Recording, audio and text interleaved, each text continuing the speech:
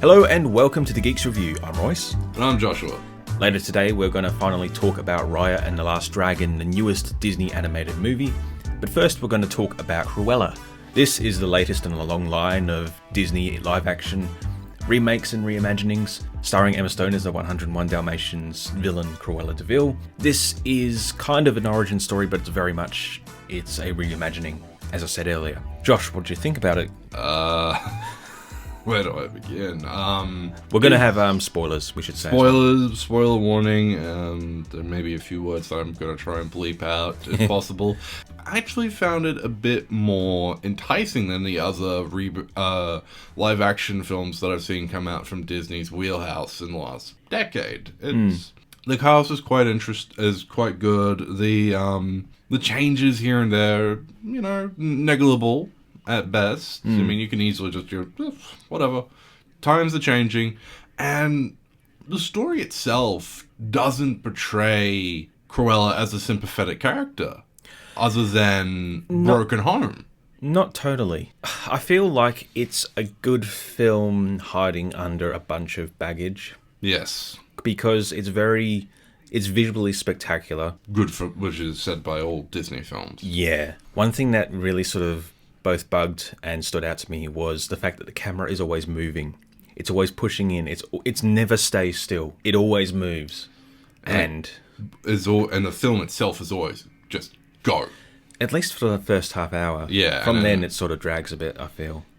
It's a film quick but long. I think as well the choice to have narration really didn't do it any favours. No, particularly doing that classic, I bet you wondered how we ended up here. Oh my god. Yeah. Yeah, I was watching the opening, and the opening, I mean, it's been talked about all over social media for being just incredibly bizarre and weird, and it is, but I think it could have kind of worked better without that narration. No, definitely, you could have done better. And one thing that also sort of stood out to me, because, origin story of Cruella de Vil, she's born with the black and white hair. Right? And they just yada yada it. Yeah. Yeah, she was born with half black, half white hair. I remember when I was young, actually, because, I used to watch 101 Dalmatians when I was younger, and Cruella de Vil just did sort of fascinate me, and I'm just like, how does her hair get like that? Is she born like that? And my parents were like, no, it's... No, she dyed it. There's plenty of people out there doing that type of dye job. Yeah. Not doing the black and white, but doing two different colours on each side of their hair. Yeah, it's a stunning look, and I mean Cruella, of course, is iconic, and she's not a very good character. She's not a very nice character, which is saying she's a good character. She's not a nice person. But now this would have just confused me if I was younger and I saw that. I'm like, okay, so people can be born like that. And yeah, they're just completely yada yada over it. So, sort of broken home, no father. It's just a mother who struggles, and everyone sort of even looks down at their nose at a young Cruella for being different and desperate for money. Her mother goes somewhere, presumably a place where she used to work, and she is knocked over a cliff by a bunch of Dalmatians and killed. Now, I always thought that was going to be a catalyst for her hating pups, but boy was I wrong. It's, yeah, you heard that right. Cruella de Vil's mum is killed by Dalmatians who knock her off a cliff, and that's the inciting incident that makes her hate Dalmatians, apparently. But she doesn't hate Dalmatians. She loves Dalmatians. She doesn't hate dogs. She doesn't hate canines. She just runs off to London and meets up with Jasper and Horace, who have their tiny little one-eyed dog rat thing. Oh my god. And apparently Anita's last name is actually Darling, as much as that is a stretch. It's not unplausible. I always thought when she said, Anita, darling, it was always, oh my god, it's so good to see you, darling. I think it was Dearly in the original. Anita Dearly. It's one of those things where it's like sort of cutesy sort of names, but it was Dearly in the original. Yeah, it's just... Yeah. And then the whole thing where she was born as, like, Ella or something, and Cruella is a split personality. Stella. Yeah, Stella, thank you. It's not quite split personality like I was led to believe. It's sort of more like, be aware, daughter of mine, that sounds very formal. Yeah. Like, daughter, don't be so cruel, your name's Estella, not Cruella. It's Yeah, okay, it works. It's not like it's a whole different personality that It could resides be within a her. bloody fight. I was honestly expecting some kind of Fight Club thing going to happen. Yeah, I was kind of concerned such a thing would happen as well, to be honest. Yeah. It bugged me as well, where it's like they're kids and it goes 10 years later and it's now like, Emma Stone and all that. I'm like, don't you mean 20? Yeah. I mean, just say 20. It works. I mean, Even if she's young enough to do it, but there's a huge time gap, and then it's all sort of pedestaling once she gets the job at the Baroness's company. yeah, the Baroness is this, fashion mogul played by Emma Thompson, who just seems to be in all these Disney films now. I gotta say, she really does choose the scenery. She's really good. She is. She's really set up to be the villain. Mm-hmm. And of course, there's further twists there we shan't spoil because, we were going to talk about spoilers, but... Oh, okay, yeah, we'll talk about them. Yeah, well, you said you wanted to. Well, mostly it was the whole dog pushing thing. Yeah, the dog that's pushing just- is what? I mean, it's in the first 10 minutes and everyone spoke Yeah. about it. It's... I don't know, hey, the framing... and also a surprisingly good appearance from Mark Strong as the butler. Yeah, when he shows up in the beginning, I'm like, is this it? No, he's going to come back later. Hey, what's his role going to be? Yeah, they put a little bit too much focus on him. Well, it's Mark Strong. It's Mark Strong. Yeah, he's not just going to be... I do have, we do have a lot of gripes, but I do have one giant childhood gripe that is major spoilers. So, Yep. in the end, Cruella somehow gets a hold of the Dalmatians, Yeah. particularly Genghis, who turns out to be female and pregnant. And then she ships off two of the pups to Anita and Roger, implying that if this is a continuation, that Anita and Roger allowed their two dogs, who are brother and sister. Oh, no. Oh, you're right. Oh, my God. Yeah. Wow. Okay, yeah. Oh, wow. Okay, yeah. Yeah, okay, wow. I didn't want to say it just straight out, because I know this could probably get taken off YouTube and off the airwaves. Wow. Yeah, that's an oversight, isn't it? That is a huge oversight. Well, okay, this... I mean, I don't understand how dog breeding works, but I'm pretty sure you don't mate two Yeah, you don't want to do dogs that. from the same litter. Yeah, okay, so, I mean, I was going to talk a little bit about how, the nature of adaptation, which is something we've discussed on this show Absolutely. before. And, okay, so to sort of delve into the realm of comic book adaptation and sort of examples from there. Or novels. And Okay, so with something like the X-Men that came out, 20 years ago, oh my God, superhero was that long movies... ago? Yeah, superhero movies weren't really a big deal, so they had to try and, sell it to an audience who were, more jaded on the idea of it. So while they keep the core components, they make changes where necessary, like Wolverine's no longer wearing yellow. No. It's an understandable change. The characters are still recognisably the same. With someone like Deadpool, who when he was first introduced was completely different to the red suit wearing, wisecracking smart-ass character we know, played by Ryan Reynolds. He was this monster with no mouth, who just mindlessly tried to kill people. Yeah, it was the wrong deal. Yeah. So, I guess a lot of criticism has been levelled at this film, Cruella, for going against, what's been long established. But it's not like this is the first adaptation But they've done of that. Cruella. Yeah. If they'd gone and done something like a Deadpool level change, which they have with this, and this was the first thing, there hadn't been the 101 Dalmatians live action cartoon, games. Cartoons, games, the two live action films that they did, 101 and 102. Once Upon a Time as well, Cruella is a villain in that. If they hadn't done all of that, I would understand why there'd be anger, but I mean, there's enough Cruella de Vil's out there for you to... Don't get me wrong, this isn't necessarily a bad film, but there's a lot of stuff dragging it down from reaching its full potential. I think it kind of gets better going on, but it's sort of... There's other things that then hold it down. Yeah. Like it stops with the narration. It just sort of... picks back up at the end. Oh, man. It's such a long movie as It well. is. It's 2 hours, wasn't it? 2 hours, 10 minutes. There we go. Before the credits start rolling, why does it need to be that long? This could have easily been 2 hours, maybe Could have been 100 minutes. 100 minutes, and you could have easily done it all. Yeah, because it does sort of feel like the wheels are spinning for a bit, and I don't know. Well, And then they Han Solo as a name. oh my gosh, it is. It really. And she even gets the car, DeVille. Yeah. It's a real Han getting the Falcon moment. Solo was better though. Oh, I like Solo. yeah. Yeah, Cruella. What else is there to say? CGI Dalmatians. CGI Dalmatians, particularly with the attacking scene, almost feels like at moments a critique on the fashion world. Kind of. I reckon the designers would have been like proper fashion designers because a lot of the stuff is really nice. Or just more on how the industry can be cutthroat. Kinda, yeah. She does feel a bit neutered as well because, I mean, it's obviously to make her more appealing, but there's other things like, Disney characters can't smoke anymore in movies, which, That was her thing. That was her one thing. of the big things, is that she smoked. Yeah, which, I mean, it's not...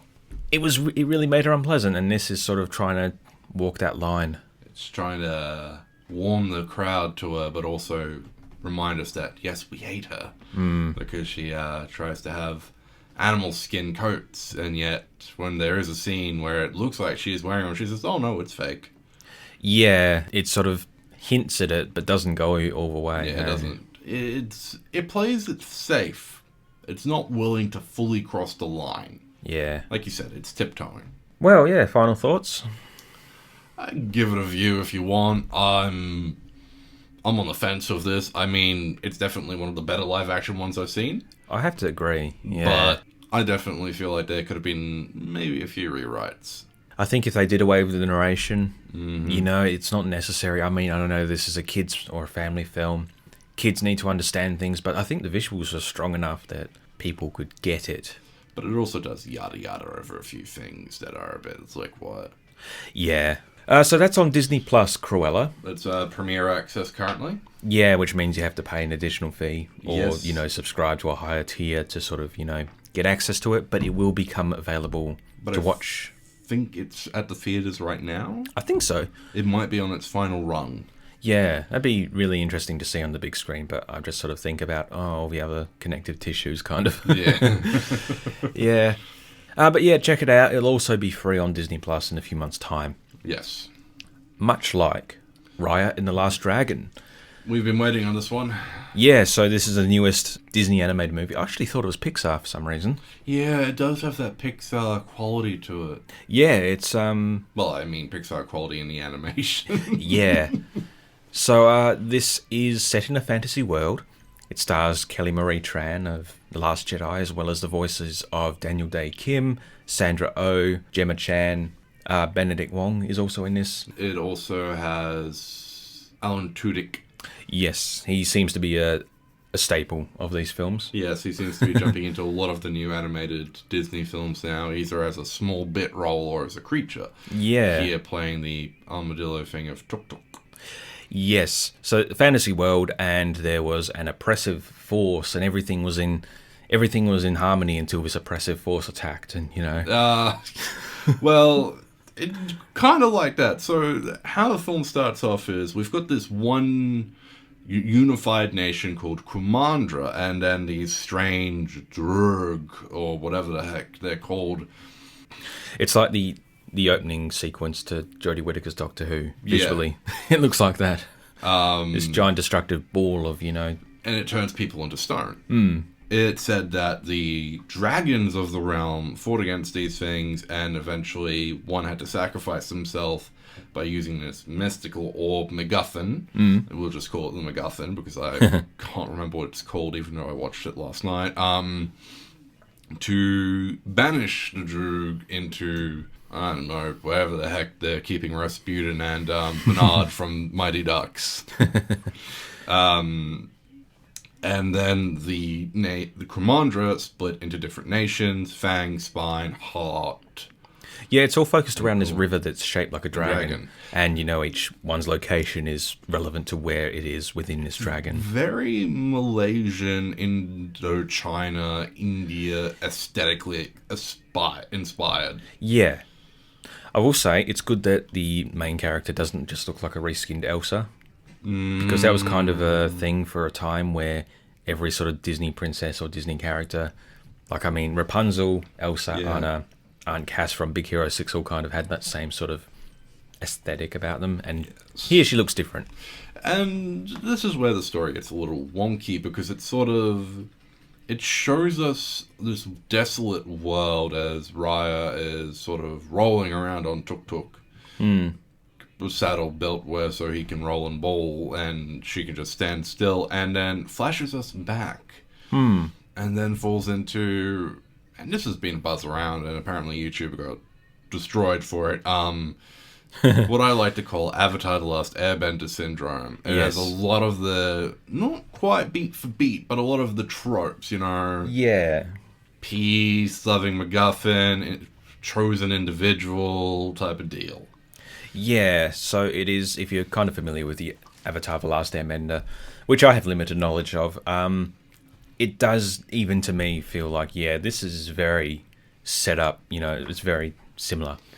Although visually, sort of everything else, you know, is kind of different. It's unique. Once again, it's spectacular looking. I mean, even the water. Water. This is so visually, you know, spectacular, as is often the case. So true to life, but the characters are still cartoony. They're very cardboard. Do you mean in terms of character or visually? Character. Not visually. Well, I was going to say quickly about the visuals. It's like everything's so realistic. Do we need it to be that realistic, you know? Because it's like these characters don't look real. Do they need subsurface scattering and like pores on their skin? And I guess it's just the involvement of technology and Disney trying to show, yes, we can be just as good as Pixar. It is, yeah. Because we definitely thought this was a Pixar movie going in until we realised it wasn't. It is an original tale as well. Like it's not me, Tom Sawyer. Yeah, it's an original story as well. Yes. It's I think it could have done a little bit more with lore building, and granted, it's only got a 2-hour runtime. Or less than that, 90 minutes if that. And there's a few moments where it does sort of cut to like a sort of cel-shaded style where it's like it's 3D but it looks 2D. And every time that happened, I did keep thinking to myself, I'd prefer it if it looked like this, because that would at least be distinct. Animation is like, we got to be real, and I think it's more than that, you know. It's almost becoming, with the stylization, it's almost generic looking sometimes. As much as the uniqueness is, it almost, you could swap it for something else. Yeah. And you couldn't tell the difference. I mean, yeah, you could take photos of the landscapes and say this is, you know, from the new, I don't know, Lion King, Avengers, whatever. It could be film. from the next Avatar Star film. Wars. Yeah. Yeah. So, yeah, story-wise. Raya's father tries to invite all the nations to sit in harmony around the MacGuffin, and chaos ensues. The thing breaks. Well, basically, the whole theme of the story is about trust, and no one trusts anyone. And really, really sledgehammering that in. Yeah, it does lead to a lot of, you know, the conflict coming about, which I guess it makes sense, you know, if there is this distrust, and, you know, it's usually people making silly mistakes because they don't trust another person, because they assume and, you know, do something which ends up spelling their doom. Gosh, character-wise.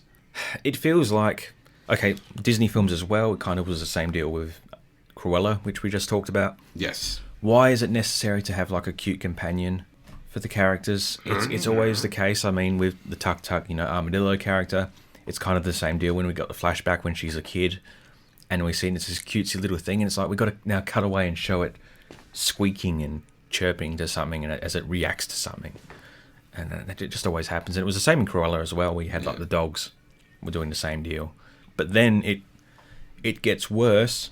That baby was so unnerving. Ah, yes, the con baby. I did not like that. What did you think? I found it weird that a baby was able to survive on the streets as long as it did, even with 3 monkeys helping it, or whatever the heck they're called. Yeah, it just really unnerved me. It was doing... They really tried to set up the oddball crew here, because you had the prawn restaurant boat captain first. I did not like him either. No. He grew on me. Yeah. He grew on me. Same, once I saw how bad the other Yeah, then the corn baby just like, what the heck is this? And then finally, Tong from Spine. Yeah. He definitely had a bit of creative bankruptcy around of him. He is introduced in like the final sort of half hour of the movie, and then they just kind of go like, "Oh, he's part of the crew now, and everyone's cool," and he's just there now. Yeah, they do yada yada over some things as well. I know that seems to be a trend with what I've been saying for this episode, but there is a scene in where Sisu, the water dragon, this is meant to be the person who can bring peace to the world, trusts a person where they're going to take her to the chief of, I can't even remember what it is. Yeah. Looks like bloody Rangoon where they are.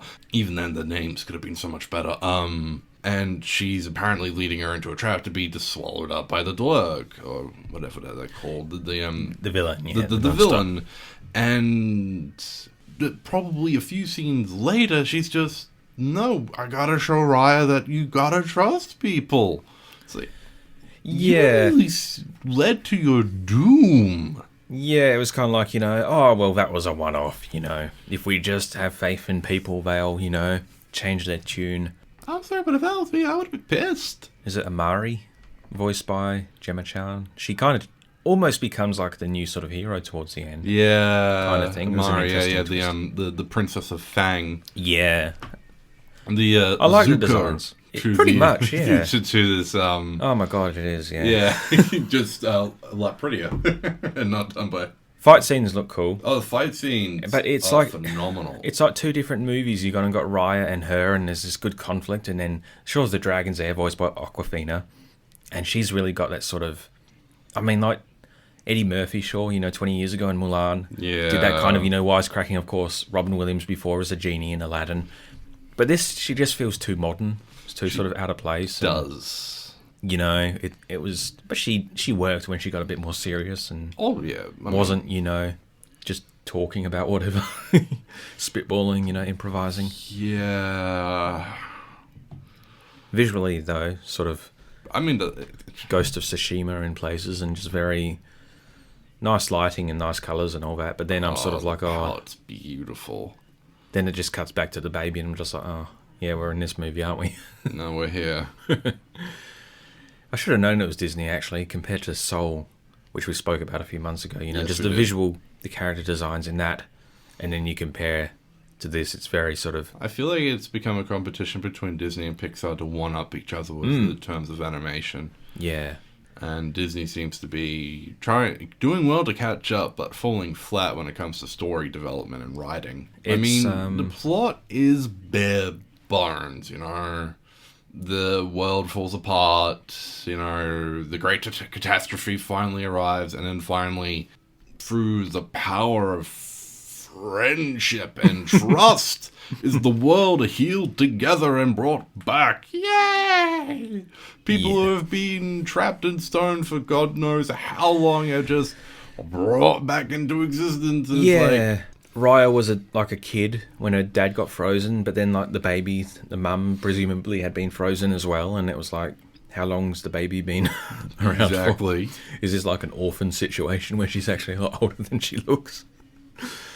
Yeah. So that's Raya and the Last Dragon. It's currently available to watch for free on Disney Plus, although of course subscription there. Yeah.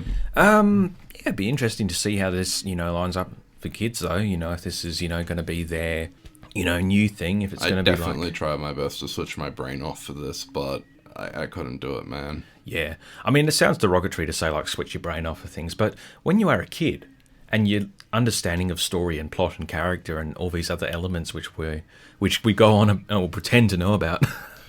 Yeah, kids don't know about that stuff, so they just take it at face value. And that's what people. And that's what I say when I try to switch my brain off. Is just genuinely enjoy. But I was left with a nagging sensation in the back of my head. I mean, give it a watch, but yeah, it's a solid from me. Yeah, visually spectacular. I kind of wish we had more serious elements and those were fleshed out rather than giving it over to the silliness. Yes. Because, I mean, I think Raya and all that could be really interesting, I but think I don't... it could have done a lot better if they had have explained, like, stuck with the post-apocalypse thing, where the jewel had already shattered, the MacGuffin had already shattered, but slowly reveal to us what happened, like give us two sides of the story. Yeah, much like Cruella. Give us Raya's perspective, and then give us the actual perspective of what happened. That'd be interesting, yeah. That would be good. It would be, and up until today, I'd keep saying Rava when it was actually Raya. Yes, odd font choice. Anyway, this has been the Geeks Review. We discussed Cruella and Raya and the Last Dragon. I'm Royce. And I'm Joshua. We'll see you next time. Bye for now.